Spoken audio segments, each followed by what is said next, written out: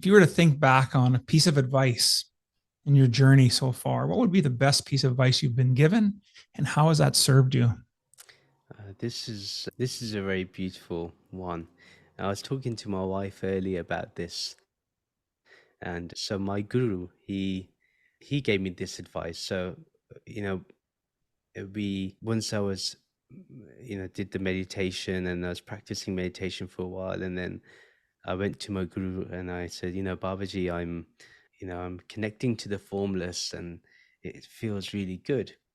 And he just turned around to me, and this was the advice. And he gave it very nonchalantly, like he was very like chilled out. He said, "Good, although we need to be in awareness 24/7." And I was like, well, "How's that possible?"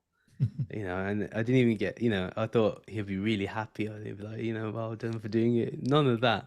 It was, he then, but that is, I would say, a big turning point in my life in the sense of deepening my meditation.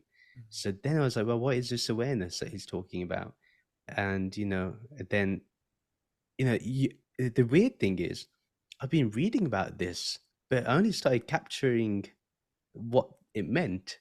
So I had to restudy everything basically afterwards, after my guru said that.